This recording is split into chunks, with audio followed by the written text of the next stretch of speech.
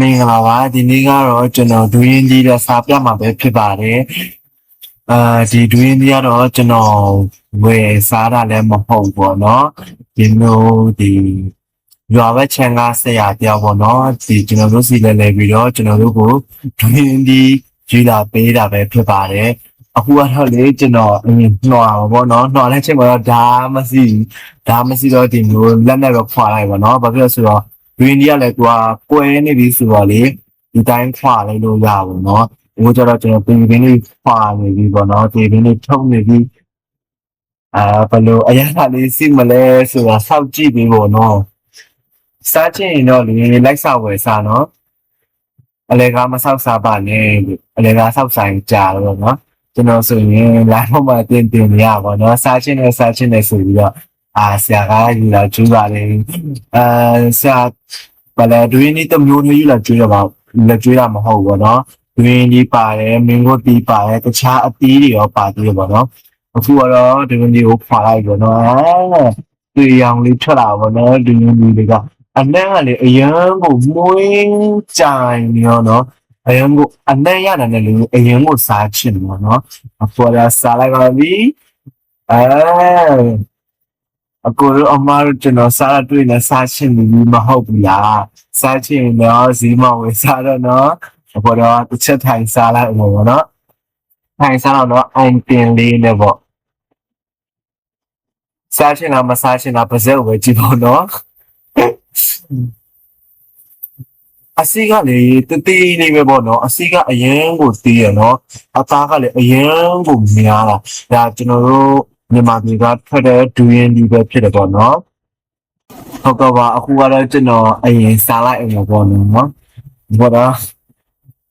ဘိုင်းကတော့မဝပြအခုနောက်တစ်လုံးထပ်စားမလို့နော်ထပ်စားမအလုံးလေးလည်းစောက်ကြည့်နေဘယ်လုံးဆိုင်ကောင်းမလဲပေါ့ဟိုကတော့ပထမဆုံးကျတော့ကျွန်တော်အလုံးသေးပဲစားမယ်လို့စဉ်းစားထားတယ်ပေါ့နော်အလုံးသေးပဲစားမယ်စဉ်းစားထားတဲ့ချိန်မှာအလုံးသေးကလေကျွန်တော်စိတ်ထဲမှာမမှဲ့ဘူးထင်တာဒါပေမဲ့ तू ကမှဲ့ပြီသူကမှဲ့ပြီးတော့ကြွေတာမဟုတ်ဘောနော်သူကရင့်သွားလို့သူများအပင်ကနေခူချအေးအလုံးပေါ့နော်အခုကျွန်တော်ကန်ရတဲ့အလုံးကျွန်တော်စားမလို့ကျွန်တော်စဉ်းစားထားပါတယ်ဒါပေမဲ့စိတ်ထဲမှာကတော့လေအလုံးသေးလို့တိလားစားမအောင်ဆိုတော့စကားကိုဘယ်လိုပြောလိုက်လဲဆိုတော့စားလို့လားလို့မမဲ့သေးဘူးလားမသိဘူးလို့အဲ့ဆိုရင်လို့ကွဲတဲ့အလုံးကိုအရင်စားလိုက်အောင်မယ်လို့အလုံးကြီးတော့လေအလုံးကြီးတော့အမွာများတော့အလုံးကြီးလို့စားချင်တော့ကြောင့်ပါအလုံးသေးကတော့မမဲ့သေးဘူးထင်တယ်လို့အဲ့ဆိုထားလိုက်အောင်မယ်လို့အလုံးကြီးကလို့မဲ့နေပြီလို့ကွဲနေပြီဆိုတော့လို့ကြထားမကောင်းဘူးလို့နောက်ရက်ဆိုချင်းသွားမယ်လို့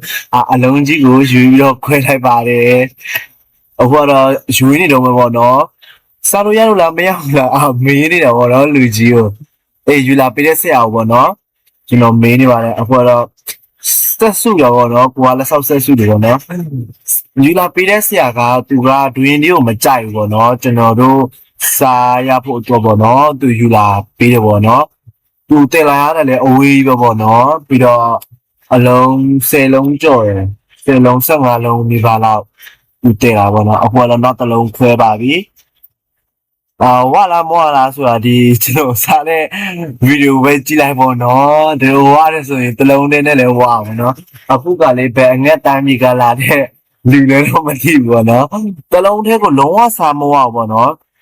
ဒါပေမဲ့ကျွန်တော်တယောက်လည်းစားတာတော့မဟုတ်ဘူးတော့ကျွန်တော်တယောက်လည်းစားတာတော့မဟုတ်ဘူးနော်ဒီဘေးနာကအကိုအမတွေလည်းစီပေါ့နော်သူတို့လည်းဝေပေးတယ်ပေါ့နော်တူစားကြတယ်ပေါ့နော်ဘောနောက်တလုံးပေါ့နော်ခွဲပြီးလေအမြဲတမ်းနေရတိလားမနေရလို့ရှိရင်စိတ်မကြည်နိုင်တို့ဘယ်လိုလဲမသိဘောနော်အဲ့ဒွင်းဒီကြိုက်တဲ့လူပဲအိတ်ခံစားချက်ကိုတိမှာပေါ့နော်မွေးလိုက်ရမှာပေါ့နော်အနံ့ရတာနဲ့စားချင်တဲ့စိတ်ကလေအရန်ကိုဖြစ်လာတယ်ပေါ့နော်အခုကတော့လေတမွာစားဖို့ရည်လေအဲ့မို့မေးလိုက်ဘာညာပေါ့လိုက်မေးတယ်သူများအဲ့မျိုးဒွင်းဒီစားပြီးလို့ရှိရင်လို့ဘာနဲ့မတဲ့တာလို့ဘာညာပေါ့စားရင်အရင်ပူမှာပေါ့နော်ညပိုင်းဆိုရင်လို့အဲ့ရမှာမဟုတ်ပေါ့နော်တူလားအခုနောက်တစ်ခေါက်ထပ်နေပြန်ပြီပေါ့နော်နန်းလိုက်စကားပြောလိုက်အခုကတော့စားလိုက်ပေါ့နော်ဒီအခုဒွင်းဒီကလေအရင်ကိုချိုးပြီးတော့အရင်ကိုစိတ်နေရောနော်စားလို့လေအရင်ကောင်းတော့ပေါ့ ဘယ်လိုပြောမလဲဆိုရင်လူရင်းကြီးကလေတခြားအရာနဲ့မတူဘူးနော်သူ့ကိုစားလို့ရှိရင်လေအရန်ကိုစားကောင်းတော့သိလားဒါမဲ့လေမတဲတဲ့လူကတော့ပြောလို့တော့မထီဘူးနော်အဲ့လိုကျွန်တော်စားပြီးတော့အာကြည့်တဲ့လူတွေဘယ်လိုခံစားရမလဲလို့နော်ကျွန်တော်စိတ်ထဲမှာတော့ကြည့်တဲ့လူတွေလည်းကျွန်တော်တို့တွင်ဒီစားချင်တယ်လို့ကျွန်တော်မျှော်လင့်ပါတယ်ခင်ဗျ